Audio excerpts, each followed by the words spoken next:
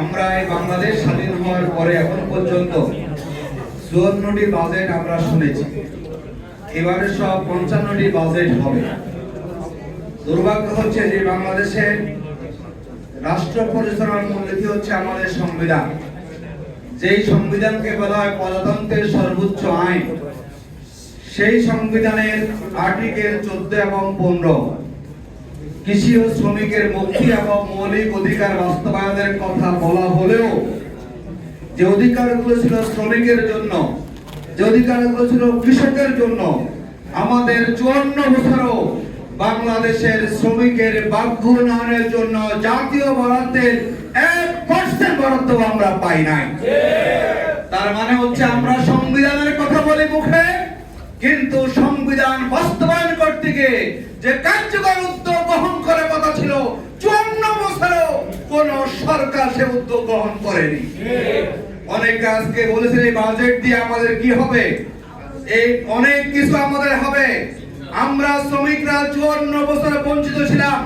24-এর 5ই আগস্টের আন্দোলনে 149 জন শ্রমিক জীবন দিয়েছে, নারী শ্রমিক জীবন দিয়েছে।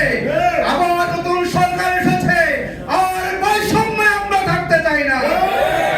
আমরা দেখতে চাই বিগত 5 বছরে আমরা যদি বাজেট দেখি, সবচেয়ে কম বাজেট বরাদ্দ হয়েছে শ্রম মন্ত্রণালয়ে। আমাদের বাজেটের যে আনুপাতিক হারে আমাদের কোন বাজেট বাড়েনি।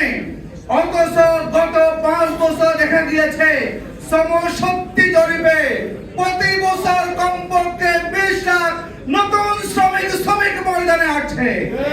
যদি 5 বছরে 1 কোটি শ্রমিক আসে 20 লাখ করে এই ময়দানে, তাহলে কেন বাজেটে আমাদের বরাদ্দ বাড়ানো হবে না?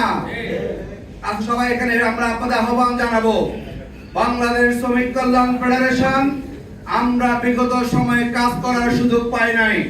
আমরা জুলুমের উপরে ছিলাম। ইনশাআল্লাহ আমরা কথা দিচ্ছি, আমরা এখানে আলোচনা করেছি, আমরা প্রস্তাব দেব।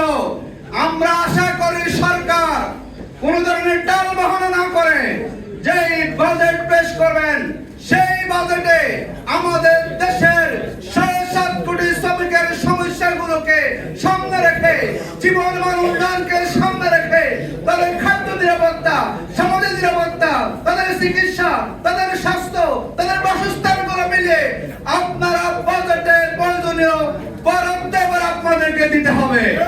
যদি সেই বরাদ্দ আপনারা না দেন, আগের মতো আমরা পত্রিকায় বিবৃতি দিয়ে আমরা আমাদের দায়িত্ব শেষ করব না।